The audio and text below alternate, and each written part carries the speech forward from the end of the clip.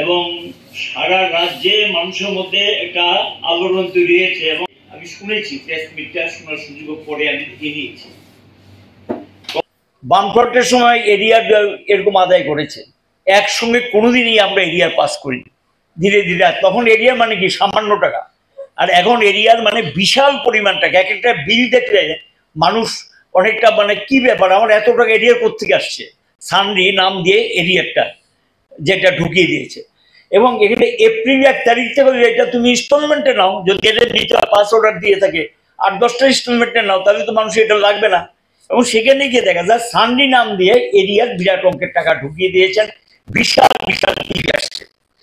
এবং এখানে গিয়ে যেটা আমরা লক্ষ্য করলাম যে নিগম এখানে গিয়ে বলছে যে আমরা তো সরকার থেকে কোনো হস্তক্ষেপ করি না, কিছু করি না। কে বলেছে সরকারের অনুমোদন ছাড়া দাম বাড়ায়? এগুলো একটা তো নিগমের ব্যাপার। তো নিগমের ব্যাপার হলে তাহলে নিগমটা কার?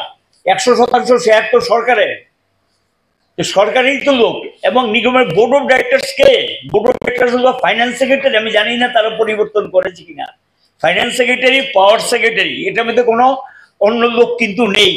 তারাই হলো, এবং যিনি এমডি বা সিএমডি থাকে তিনি, এই হলো বোর্ড অফ ডাইরেক্টরস।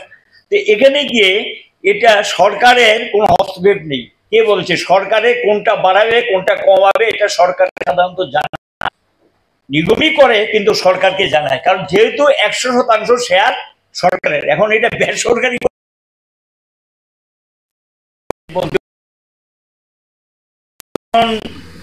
রাজ্য কোনো বিদ্যুৎ আইন সংশোধন করে নাই। আরে কি কেন বিদ্যুৎ আইন 2003, এটা তো সেন্ট্রাল অ্যাক্ট, এটা বাদ। এবং কেন্দ্রের ক্ষমতা, রাজ্যের যে ক্ষমতা ছিল এটা সবটা কেড়ে নিয়েছে নতুন আইনে। তিনি একটা বলবেন না, কেন্দ্রের বললে অসুবিধা নেবেন, এটা সেন্ট্রাল অ্যাক্ট। এবং সেখানে গিয়ে 2003 বিদ্যুৎ বিলটা যে সরকার এখানে রিবেটের কথা বললেন, রিবেট আগেও ছিল, রিবেট এটা সিস্টেম। এবং রিবেট শুধু এই ক্ষেত্রে আপনাদের জানার জন্য বলছি, এগুলো ওরা বলা উচিত ছিল। যেমন ধরুন যে বিদ্যুৎটা কিনি আমরা এই পাল্লাটানা, মনার চক বা নর্থ ইস্টের থেকে, এখানে রাইট টাইমে পেমেন্ট করলে কিন্তু রিবেট পাওয়া যায়। এটা এটা রাইট টাইমে পেমেন্ট করলে রিবেট পাওয়া যায়। কিনে যদি আপনি রাইট টাইমে টাকাটা না দেন তাহলে আপনাকে পেনাল্টি দিতে হবে।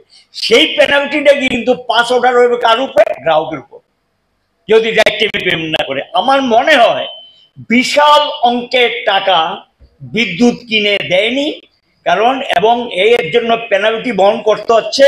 দেনায় এই কোম্পানি অনেকটা মানে কি বলবো, ঘাটটা নুয়ে ফেলেছে। কোম্পানির দালানোর মতো অবস্থা আছে কিনা আমার যথেষ্ট সন্দেহ আছে।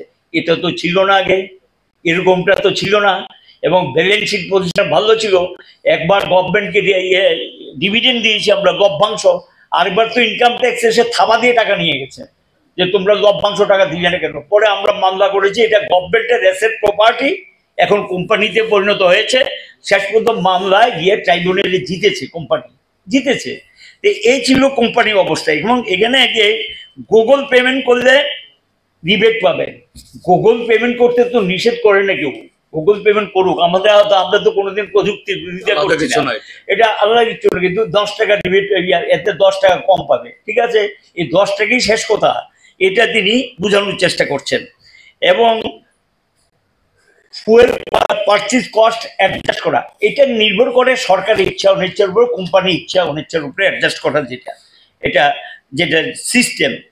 ট্রান্সমিশন ট্যারিফ বেড়েছে বলছে, হ্যাঁ ট্রান্সমিশন ট্যারিফ সামান্য কিছু বাড়তে পারে, কিন্তু উল্টো দিক থেকে একটা প্রশ্ন করছি আমি, এটি এগুলি নিশ্চয়ই জানেন, আপনাদেরও জানার দরকার, কারণ জনসংখ্যা তুলে ধরা উচিত। এই যে পানার থেকে যে বঙ্গাইগাঁও লাইনটা, আমরাই ত্রিপুরা প্রথম লড়াই করেছিলাম যে এখানে যে এটা পাওয়ার গ্রিড না, এটা পাওয়ার গ্রিড থাকবে, কিন্তু এটা শেয়ার নর্থ ইস্টের 7টা স্টেটকে দিতে হবে। লড়াই করে আমরা নর্থ ইস্টের 7টা স্টেট ভূমিকা ছিল।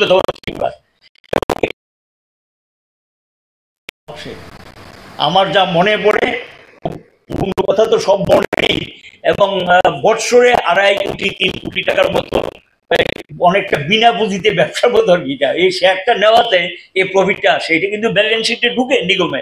এতে এই সাবসিডিতে কিন্তু গ্রাহক পায়, এই লভ্যাংশটা যখন ঢুকে গ্রাহক পায়, বিদ্যুতের দামটা কমে, এবং এই ব্যবস্থাপনা ছিল। কাজে এখন ট্রান্সমিশন ট্যারিফ যেটা বেড়েছে, সঙ্গে তো ট্রান্সমিশন ট্যারিফ আবার কিছু আদায়ও হয়, এবং ট্রান্সমিশন ট্যারিফ ধরেই কিন্তু এই যে বিদ্যুতের দামটা নির্ধারণ হয়েছে, গ্রাহক যেটা দিচ্ছে এটা